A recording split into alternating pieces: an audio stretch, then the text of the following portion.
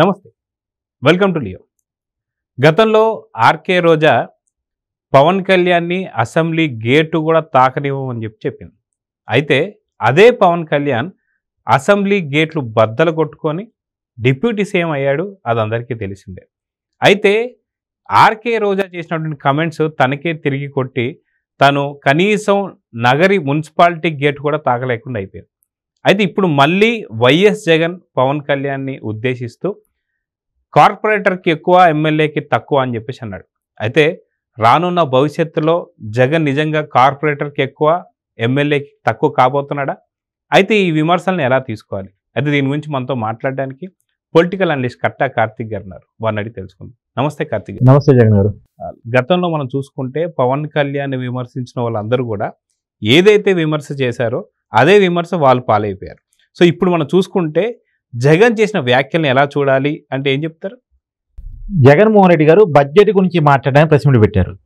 Budget ప్రవేశపెట్టి ఎన్నాళ్ళు అవుతుంది? దగ్గర దగ్గర 4-5 రోజులు అవుతుంది, వారం కూడా అవుతున్నట్టుంది ఒక అంచనాగా. ఇవాళ ఎందుకు వచ్చారు అంటే గత వారం రోజులుగా జగన్మోహన్ రెడ్డి గారు మదన పడుతూ అన్నం కూడా తినకుండా నీరసించిపోయి మీడియా ముందుకు రావడానికి కూడా ఇబ్బంది పడుతూ ఉన్నారు. కాబట్టి బతిలాడి ఆయన్ని ప్రిపేర్ చేపించి ఇలా పంపించారు. ఎందుకు ఇంతకీ జగన్మోహన్ రెడ్డి గారు బాధపడుతూ అన్నం కూడా తినకుండా నీరసించిపోయారు, ఎందుకు ఇంట్లోనే కూర్చొని మదన పడుతున్నారని తెలుసుకునే ప్రయత్నం చేస్తే తెలిసింది ఏంటి అంటే జగన్మోహన్ రెడ్డి గారు గురించి ఈ మధ్య పవన్ కళ్యాణ్ గారు కామెంట్ చేశారు. ఆయనకి ప్రతిపక్ష హోదానే కావాలంటే ఇక్కడ సాధ్యం కాదు, జర్మనీకి వెళ్ళిపోమనండి, అక్కడ ఓట్ బ్యాంక్ చూసి ఇస్తారేమో అని చెప్పేసి మాట్లాడారు. కాబట్టి జర్మనీకి కావాలంటే మేమే టికెట్ బుక్ చేస్తామని కూడా మాట్లాడారు. ఆ మాట విన్న తర్వాత జగన్మోహన్ రెడ్డి గారికి అన్నం మింగుడు పడలేదు, ఏం చేయాలో అర్థం కాలేదు. అసలు బడ్జెట్ గురించి అదే రోజు ప్రెస్ మీట్ పెట్టాలి. నిజానికి బడ్జెట్ గురించి అదే రోజు ప్రెస్ మీట్ పెట్టేంత నాలెడ్జ్ జగన్మోహన్ రెడ్డి గారి దగ్గర లేదు. అది వెరీ లెంతీ క్వశ్చన్ అవుద్ది. అప్పుడు ఆ నాలెడ్జ్ లేక దాని గురించి ప్రిపేర్ కావాలి ఒకటి.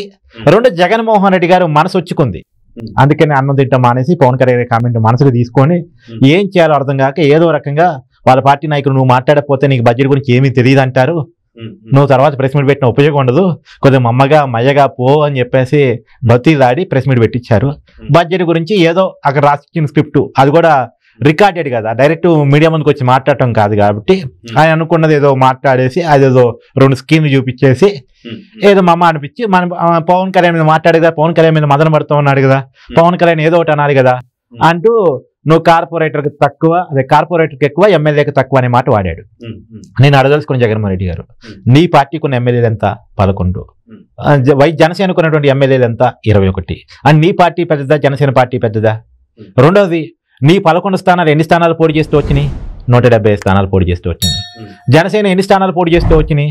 21 స్థానాలు పోటీ చేస్తే 21 వచ్చినాయి. అంటే 100% స్ట్రైక్ రేట్. ఇప్పుడు నువ్వు గొప్ప నాయకుడా, పవన్ కళ్యాణ్ పెద్ద నాయకుడా? రెండోది, భారత ప్రధాని సాక్షాత్తు నరేంద్ర మోడీ గారు ఇతను తుఫాన్ అని పవన్ కళ్యాణ్ ఉద్దేశించి పొగిడాడు. నిన్నెవడో నాటి పొగిడాడా? నిన్నెవడో పొగిడే పరిస్థితి ఉందా? పైగా నిన్నేమంటున్నారు? అవినీతి పరుడు అంటున్నారు, ఖైడీ అంటున్నారు. మరి ఇలాంటి నువ్వు పవన్ కళ్యాణ్ గారి గురించి మాట్లాడేది ఏంటి? పవన్ కళ్యాణ్ గురించి జగన్మోహన్ రెడ్డి ఎందుకు మాట్లాడాడు అంటే పవన్ కళ్యాణ్ చూసి జగన్మోహన్ రెడ్డి భయపడుతున్నాడు కాబట్టి మాట్లాడాడు. ఆయన అంటే భయం కలుగుతోంది. ఆయన్ని చంద్రబాబు నుంచి విడదీద్దామని చాలా ప్రయత్నం చేశాడు, అది వర్కౌట్ అయ్యే పరిస్థితి కనపట్ల. ఎంత దురసర్గంతో విడదీస్తే ప్రయత్నం చేస్తే అంత గట్టిగా పవన్ కళ్యాణ్ చెప్తున్నాడు, మేము 15 సంవత్సరాలు కలిసి ఉంటాం, 10 సంవత్సరాలు కలిసి ఉంటాం, ఇంకో 10 సంవత్సరాలు చంద్రబాబు గారు సీఎంగా ఉంటారని అంత గట్టిగా చెప్తున్నాడు. సో కళ్ళ ముందు జగన్కి ఫ్యూచర్ కనపడుతుంది. వీళ్ళు కలిసి ఉన్నంత కాలం తనకి అధికారం రాదు. అధికారం కాదు కదా, పార్టీ ఎదుగుతాం అంటే మీరు 11 సీట్ల నుంచి పార్టీ పైకి పోయే పరిస్థితి కూడా లేదు. అధికారం కల్లా అది మర్చిపోవాలి. అధికారం కాదు, పార్టీ నిలబడే పరిస్థితి కూడా లేదు. ఆ నిలబడే పరిస్థితి కావాలంటే కనీసం వీళ్ళు విడిపోతే ఏమన్నా తనకి ఏమైనా ప్రయోజనం చేకూరుద్దేమో జగన్మోహన్ రెడ్డి ప్రయత్నం, అది వర్కౌట్ అయితట్లేదు. అందుకే ఆ కసిలో నుంచి దాంట్లో నుంచి ఈ మాటలన్నీ వచ్చాయని అనుకుంటున్నాను. ఇప్పుడు నిజమే అనుకుందాం, ఒకసారి పవన్ కళ్యాణ్ గారు ఎమ్మెల్యే కంటే తక్కువే అనుకుందాం. నువ్వు ఎమ్మెల్యే కదా, మరి నువ్వు ఎమ్మెల్యే బాధ్యతగా మెంబర్ ఆఫ్ లెజిస్లేటివ్ అసెంబ్లీ సభ్యుడు, అసెంబ్లీకి రా, మరి అసెంబ్లీకి వచ్చి మాట్లాడు. నువ్వు ఎమ్మెల్యే అనిపించుకో జగన్మోహన్ రెడ్డి. నువ్వు ఎమ్మెల్యే కంటే తక్కువని ఎవరైనా జగన్మోహన్ రెడ్డి తన చర్యల ద్వారా తను అనిపించుకుంటున్నాడు. నిజంగా ఎమ్మెల్యే అనే పదానికి కనుక అర్థం తెలుసునంటే అసెంబ్లీకి రావాలి జగన్మోహన్ రెడ్డి గారు. తను రావాలి, తన పార్టీని రప్పించాలి. తను రాకపోగా, తన పార్టీని పంపించకపోగా ఎమ్మెల్యేగా జీతాలు తీసుకుంటున్నాడు, ఎమ్మెల్యేగా అలవెన్సులు తీసుకుంటున్నాడు, ఎమ్మెల్యేగా సెక్యూరిటీ పొందుతున్నాడు, ఇవన్నీ పొందుతున్నాడు. నెలకి 3-4 లక్షల రూపాయలు ప్రయోజనాలు పొందుతూ ఒక్కొక్క ఎమ్మెల్యే అసెంబ్లీకి మాత్రం రాకుండా మళ్ళా అసెంబ్లీ ఇంకొక వ్యక్తిని పట్టుకొని అసెంబ్లీకి వస్తున్నటువంటి వ్యక్తిని పట్టుకొని ఆంధ్రప్రదేశ్ డిప్యూటీ సీఎంని పట్టుకొని ఎమ్మెల్యేకి తక్కువ అంటావు. నువ్వు ఎమ్మెల్యేకి తక్కువ, ఎందుకంటే అసెంబ్లీకి రావట్లేదు కాబట్టి, జీతం తీసుకుంటే కూడా రావట్లేదు కాబట్టి. అసెంబ్లీకి పనికి రానటువంటి వ్యక్తి వైఎస్ జగన్మోహన్ రెడ్డి. అసెంబ్లీకి పనికొచ్చే వ్యక్తే జగన్మోహన్ రెడ్డి అయి ఉంటే అసెంబ్లీకి రావాలి. అసెంబ్లీకి రావటం ఇష్టం లేకపోతే ఉన్న ఎమ్మెల్యే పదవికి రాజీనామా చేయాలి. ఆ పులివెందుల సమస్యల గురించి అసెంబ్లీకి వచ్చి మాట్లాడే ఇంకెవరైనా ఎన్నికవుతారు. అక్కడ ప్రజలు అసెంబ్లీకి వచ్చేవాడు కోటేసుకుంటారు. ఎట్లా జీతం ఇస్తున్నారు, జీతం ఇస్తున్నప్పుడు ప్రజలు సర్వీస్ కోరుకుంటారు కదా. ఆ సర్వీస్ ఇవ్వలేనప్పుడు ఆ జీతగాడు ఎందుకు? ఇప్పుడు మీ ఇంట్లో పనులను పెట్టుకుంటారండి, జీతం ఇస్తారు, పని చేస్తే ఉంచుకుంటారు, పని చేయకపోతే ఏం చేస్తారు? మీ ఇంటికి రావట్లేదు, మీ ఇంట్లో పనికి కుదిరాడు కానీ మీ ఇంటికి రావట్లేదు, ఏం చేస్తారు? తీసేసి ఇంకొకటి పెట్టుకుంటారు. జీతం అయితే ఉట్టి పుణ్యానికి ఇవ్వరు కదా. ఇప్పుడు జీతం ఇస్తున్నారు, ఉట్టి పుణ్యానికి ఇస్తున్నారు. అందుకని ఉట్టి పుణ్యానికి జీతం తీసుకున్న జగన్మోహన్ రెడ్డి గారు మీ పదవికి రాజీనామా చేయండి. మీ పదవికి రాజీనామా చేసి అక్కడ పులివెందుల నుంచి కానీ ఈవెందో మీ పార్టీ గెలిచినటువంటి మొత్తం 11 స్థానాల నుంచి కానీ అసెంబ్లీకి వచ్చి ఆ నియోజకవర్గ సమస్యని ప్రస్తావించి అసెంబ్లీలో ప్రజల తరపున మాట్లాడి ప్రజల సమస్యల మీద ఇప్పుడున్నటువంటి ప్రభుత్వాన్ని నిలదీసి మాట్లాడగలిగేటువంటి వ్యక్తులు ప్రజలు ఎన్నుకొని పంపిస్తారేమో, వాళ్ళు ప్రజలు చూసుకుంటారు. మీరైతే రాజీనామాలు చేయండి అని నేను అడదలుచుకున్నా. అయితే పవన్ కళ్యాణ్ గారి మీద ఏదైతే వ్యాఖ్యలు చేసినటువంటి గతంలో ఆర్కే రోజా అసెంబ్లీ గేటు కూడా తాకనివ్వమని చెప్పేసి మాట్లాడిన మాటలకి ఇప్పుడు అసెంబ్లీ గేట్లు బద్దలు కొట్టుకొని డిప్యూటీ సీఎం అయితే అయ్యారు. సో ఇప్పుడు జగన్ ఈ వ్యాఖ్యలు చేశాడు కాబట్టి ఖచ్చితంగా కార్పొరేటర్కి ఎక్కువ, ఎమ్మెల్యేకి తక్కువ కాబోతున్నాడా అంటే మళ్ళీ రిపీట్ కాబోతుందా ఆర్కే రోజా విషయంలో జరిగిందంటే ఏమంటారు? ఖచ్చితంగా వీళ్ళు చేసిన కామెంట్స్ వీళ్ళకి రివర్స్ కొడుతున్నాయి కాబట్టి అది జరిగే అవకాశం ఉంది, ఇప్పటికైనా ఉంది. ఇప్పుడు ఆయన పులివెందుల ఎమ్మెల్యేకి రాజీనామా చేసి గెలవమనండి. ఇప్పుడు మన గుంటూరు మిర్చియాట దగ్గరికి వెళ్ళాడు, గ్రాడ్యుయేట్ ఎమ్మెల్సీలో గుంటూరు ప్రజలు ఏం సమాధానం చెప్పారు? కృష్ణా గుంటూరు గ్రాడ్యుయేట్స్ 80,000 మెజార్టీ ఇచ్చారు. గతంలో ఎప్పుడన్నా ఉందా? భారతదేశ రాజకీయ చరిత్రలో ఒక ఎమ్మెల్సీకి 80,000 మెజార్టీ రావడం అనేది ఒక సువర్ణ అధ్యాయం. అది కూటమికి ఇవాళ సాధ్యమైంది, టీడీపీకి ఇవాళ సాధ్యమైంది, ఆలపాటి రాజేంద్ర ప్రసాద్ సాధ్యమైంది. ఎలా సాధ్యమైంది? జగన్ అక్కడికి వెళ్ళటం వల్ల రెచ్చిపోయి అప్పుడు దాకా ఏదో కూటమి ప్రభుత్వం అరెస్ట్ చేయటదో అదో ఇదో కోపంతో ఉన్నారు కూడా మళ్ళీ ఐక్యమై ఓట్లేశారు. అదిగాక మనం చూసుకుంటే దాదాపు గ్రాడ్యుయేట్లు చదువుకున్న వాళ్ళు, అంటే చదువుకున్నవాడు దాదాపు ఒక 30 నుంచి 40 మంది ఇన్ఫ్లుయెన్స్ చేయగలుగుతారు. అదిగాక దీంట్లో మన 10% ఓట్ పర్సంటేజ్ కూడా పెరిగిందని చెప్పి తెలుస్తుంది. అంటే రానున్న కాలంలో జగన్ పార్టీ కూడా 11% పరిమితం కాబోతుంది అంటే ఏమంటారు? 39% అంటున్నారు, అది 11 పరిమితం కాబోతుంది అంటే ఏమంటారు? అంటే జగన్ పరిస్థితి ఎలా ఉందంటే అండి, ఒక చిన్న ఎగ్జాంపుల్ చెప్తా. లక్ష్మణ్ రావు అని ఉన్నాడు, ఒక మంచి కమ్యూనిస్టే, ఆయన 3 సార్లు ఎమ్మెల్సీ, ఆయనకు మంచి పేరు ఉంది. ఆయనకి పోయినసారి వచ్చిన మెజార్టీ 68,000 మెజార్టీని చెప్పేది. పోయినసారి గత ఎన్నికల్లో ఎమ్మెల్సీగా గెలుపొందినప్పుడు ఆయనకు వచ్చిన మెజార్టీ 68,000. ఈసారి ఆయనకి మొత్తం వచ్చిన ఓట్ బ్యాంక్ 63,000.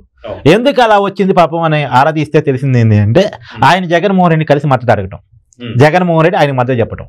కేవలం జగన్మోహన్ రెడ్డి మద్దతు కనుక లేకపోయి ఉంటే లక్ష్మణరావుకి ఆ పరిస్థితి ఉండేది కాదు. కమ్యూనిస్ట్ అనుకుని కొద్దిగా సింపథైజర్స్ మంచి ఓట్లు వేసేవాళ్ళు ఒక మంచి భావజాలంతో. కానీ ఎప్పుడైతే జగన్మోహన్ రెడ్డి కలిశాడో 63,000కి పడిపోయాడు. జగన్మోహన్ రెడ్డి మద్దతు ఇచ్చిన వాళ్ళు ఈ 3 ఎమ్మెల్సీలో చూడండి, ఆ టీచర్స్ ఎమ్మెల్సీ కానీ, అంటే ఉత్తరాంధ్ర టీచర్ ఎమ్మెల్సీ కానీ, ఈస్ట్ వెస్ట్ గ్రాడ్యుయేట్ కానీ, లేదా కృష్ణా గుంటూరు గ్రాడ్యుయేట్ కానీ, ఎక్కడున్నారా వాళ్ళు? చాలా నామినల్ ఇండిపెండెంట్ కంటే తక్కువ ఓటింగ్ వచ్చిన పరిస్థితి కనపడతా ఉంది. ఎందుకు ఈ పరిస్థితి వచ్చింది అంటే జగన్మోహన్ రెడ్డి పట్ల అసహ్యం పెరుగుతోంది, కోపం పెరుగుతోంది, ప్రజల అసహనం పెరుగుతోంది. మీరు చెప్పినట్టు మొన్న ఏదో 39% ఓట్ బ్యాంక్ వచ్చింది, 40% ఓట్ బ్యాంక్ వచ్చిందని ప్రచారం చేసుకుంటా ఉన్నారు. ఇప్పుడు లెక్కేమనండి గ్రాడ్యుయేట్ ఎమ్మెల్సీ నుంచి మీరు అన్నట్టు ఆ 11%కే వైసీపీ ఓట్ బ్యాంక్ అంటే 11 సీట్లు వచ్చాయి కాబట్టి 11% వైసీపీ ఓట్ బ్యాంక్ పడిపోతుందన్న ఒక అనుమానం కలుగుతా ఉంది. కూటమి ఓటు బ్యాంకు లెవెల్ పెరుగుతూ ఉంది. దాదాపు 10% ఓట్ బ్యాంకు గతంలో సాధారణ ఎన్నికల్లో వచ్చిన దానికంటే కూడా పెరిగింది. ఇప్పుడు మళ్ళీ ఏమంటారు వాళ్ళు దాన్ని కప్పుచ్చుకోవడానికి గవర్నమెంట్ లో కూటమి ఉంది కాబట్టి వైసీపీ పోటీ చేయలేదు కాబట్టి కూటమి గెలిచిందే అంటున్నారు. ఇప్పుడు ఒకవేళ కూటమి అధికారులు ఉండటం వల్లే కూటమి గెలిచింది అనుకో, వైసీపీ అధికారులు ఉన్నప్పుడు కూడా కూటమి గెలిచింది, అప్పుడు కూడా టీడీపీ గెలిచింది. 3 ఎమ్మెల్సీ స్థానాలు గ్రాడ్యుయేట్ ఎడితే 3 కూడా కూటమి గెలిచింది, అంటే టీడీపీ గెలిచింది. అప్పుడు టీడీపీ అభ్యర్థులు గెలిచారు, కనీసం వీళ్ళు అభ్యర్థులు పెట్టేటువంటి పరిస్థితులు కూడా లేరు. ఎస్, అంటే ఒకవేళ అభ్యర్థుల్ని పెడితే ఈ లక్ష్మణరావు గారికి వచ్చిన ఓటు బ్యాంక్ కూడా రాదు. అదే వాళ్ళకి ఐడియా ఉంది, వాళ్ళకి అంచనా ఉంది. ఈ పరిస్థితుల్లో నిజానికి మన జగన్మోహన్ రెడ్డి గారు మిర్చి యార్డు దగ్గరకు వచ్చి అలిచే చేయకపోయింటే పవన్ లక్ష్మీరావు ఇంకో 10,000 అన్న వచ్చి ఉండే. జగన్మోహన్ రెడ్డికి మద్దతు చెప్పకుండా ఉంటే ఒక 20-30,000 అదనంగా వచ్చి ఉండే. జగన్మోహన్ రెడ్డి ఎంతగా జనంలోకి వస్తాడో, ఎంతగా జనాన్ని రెచ్చగొడతాడో, జనం అంత కలిసి గట్టిగా ఐక్యంగా జగన్మోహన్ రెడ్డి వస్తే మళ్ళా మా పాత పరిస్థితులు వస్తాయేమో, మళ్ళా రౌడీ కల్చర్ వస్తేమో, మళ్ళా రాక్షస రాజ్యం వస్తేమో, మళ్ళా రాజధాని లేకుండా పోతుందేమో, మళ్ళా కంపెనీలన్నీ పారిపోతాయేమో, పిల్లలకు ఉద్యోగాలు లేకుండా పోతాయేమో అనే ఒక భయంలో ఐక్యమై ఓట్లేస్తారు. ఇప్పుడు ఎలా అయితే జగన్మోహన్ రెడ్డి చర్యల వల్ల పవన్ కళ్యాణ్, బీజేపీ, టీడీపీ ఎలా కలిశాయో రేపొద్దున ప్రజలందరూ కూడా మొన్ననే కలిశారు, అంతకన్నా ఎక్కువైనటువంటి ప్రజలు కూడా మొన్న కూడా వైసీపీ అధికారం ఉంది కాబట్టి ఆ పార్టీ అదో ఇదో భయపెట్టో బామాలో ఏదో మేనేజ్ చేసుకోనో అన్న 39% ఓటు బ్యాంక్ తెచ్చుకోగలిగింది. ఇప్పుడు ఎన్నికలకి వెళ్ళమనండి, వాళ్ళకున్న 11 ఎమ్మెల్యే స్థానాన్ని రాజీనామా చేయమనండి. మీరు ఇందాకన్నట్టు కడప మున్సిపాలిటీకే జగన్మోహన్ రెడ్డి పరిమితం అవుతాడు, ఏం చూద్దాం. మళ్ళీ పులివెందులో గెలగలే పరిస్థితుందా? గెలవగలిగే పరిస్థితి ఉంటే రాజీనామా చేయనండి. అసెంబ్లీకి నేను అసెంబ్లీకి పోదలుచుకోలేదు కానీ ఎమ్మెల్యే జీతం కావాలి, నేను అసెంబ్లీకి పోదలుచుకోలేదు కానీ అలవెన్సులు కావాలి, నేను అసెంబ్లీకి పోను కానీ నాకు సెక్యూరిటీ కావాలి, అసెంబ్లీకి పోను కానీ ఎమ్మెల్యే పోస్ట్ కావాలి అని చెప్పేసి రాజీనామా చేసి చెప్పానండి. ప్రజలు ఓట్టేస్తారేమో చూద్దాం, ప్రజలు ఓట్టేస్తారని చూద్దాం. సో ఇలాంటి వ్యక్తి డిప్యూటీ సీఎం గురించి మాట్లాడడాన్ని ఎలా చూడాలంటే, అంటే ఇప్పుడు కడుపు నొప్పి వస్తుంది, అసిడిటీ వస్తుంది, జీర్ణించుకోలేని తత్వం వస్తుంది, మదన పడుతున్నటువంటి పరిస్థితుల్లో ఏదో ఒకటి మాట్లాడాలి, మాట్లాడే క్రమంలో మాట్లాడుతున్నాడు. కానీ ఆయన ఏం మాట్లాడినా ప్రజలు పట్టించుకునే పరిస్థితులు లేరు. వైసీపీ నాయకులు ఏ మాటల వల్ల అయితే పలచనబడ్డారు, ఏ మాటల వల్ల ఈ పరిస్థితిని కొని తెచ్చుకున్నారు, ఏ మాటల వల్ల వైసీపీ 151 సీట్ల నుంచి 11 సీట్ల పరిమితం అయిందో ఇంకా అదే మాటలు మాట్లాడుతున్నారు, అదే హంభావాన్ని ప్రదర్శిస్తున్నారు. ఇదైతే పార్టీ పుట్టగత లేకుండా పోవడం తప్ప ఇంకోటి ఉండదు. ఇంకో మాట చెప్తాను, 2019 ఎన్నికల్లో వైసీపీ గెలిచింది మామూలు విజయం కాదు, అది 150 సీట్లతో అతి బ్రహ్మాండమైన విజయం. కానీ మొన్నటి ఎన్నికల్లో అతి పెద్ద భారీ ఓటమి. అతి భారీ విజయం ముందున్నది ఏంటిది? జగన్మోహన్ రెడ్డి పాదయాత్ర, ఓదార్పు యాత్ర, ఆయన చెప్పిన మాటలు, ఇచ్చిన హామీలు, వాళ్ళ కుటుంబం మీద ఉన్న ప్రేమ, వాళ్ళ కుటుంబం. ఇప్పుడు మొన్న ఓటమి ముందు ఉన్నది అదే వాళ్ళ కుటుంబం విజయం కావటం, కుటుంబమే తిరగబట్టడం, ఇచ్చిన హామీలు అమలుగా పోవటం, చెప్పిన మాటలు పెడదవ పట్టడం, జగన్మోహన్ రెడ్డి అబద్ధాలు చెప్తాడని జనంలోకి వెళ్ళటం, చేసిన డ్రామాలు, చెప్పిన మాట అంటే తిట్టిన తిట్లు, తర్వాత జగన్మోహన్ రెడ్డి పరిపాలన నచ్చలేదు, మెచ్చలేదు. ఇలాంటి నాయకుడిగా ముఖ్యమంత్రిగా ఉంటే రాష్ట్రం అధోగతి పాలవుతుంది, శ్రీలంక అవుతుంది, రాష్ట్రాన్ని అమ్మేస్తాడని చెప్పేసి ఒక భయంలో ప్రజలు మేలుకొని ఎక్కడెక్కడో ఉన్న వాళ్ళంతా ఐక్యమై వచ్చి హైదరాబాద్ నుంచి అయితే అసలు హైదరాబాద్ ఖాళీ అయిందా, మొత్తం ఆంధ్ర అంతా ఆంధ్రాకి వెళ్ళిపోయిందా అన్న పరిస్థితిలో పోయి ఓట్లేసి వచ్చారు అంత కసిగా. కారణం ఏంది? జగన్మోహన్ రెడ్డి రాష్ట్రాన్ని, రాష్ట్ర ప్రజల్ని కులాలకు అతీతంగా, సహజంగా ఆంధ్ర అంటే కొన్ని కులాలు అంటారు కానీ కులాలకు అతీతంగా, మతాలకు అతీతంగా, వర్గాలకు అతీతంగా ప్రజలను ఐక్యం చేయగలిగాడు. ఐక్యం చేసి తనకు వ్యతిరేకంగా ఓట్లు వేయించుకోగలిగాడు. ఇప్పుడు గనక అతను గనక రాజీనామాలు చేస్తే ఈ 11లో ఒక్కటన్నా గెలుస్తుందా చూడాలి. సో చూద్దామండి. ఖచ్చితంగా మీరు అన్నట్టుగా ఒకవేళ ఇప్పుడు రాజీనామా చేస్తే వైఎస్ జగన్ ఖచ్చితంగా కార్పొరేటర్ కూడా గెలుస్తాడో లేదో అనేటువంటి సందేహం ఉంది. నిజంగా తెలుసుకోవాలనుకుంటే రాజీనామా చేసి పోటీ చేస్తే బెటర్ ఏమో అని చెప్పి తెలుసు. చూద్దాం జరుగుతుంది. నమస్తే. నమస్తే. Please subscribe to Leo news for more videos.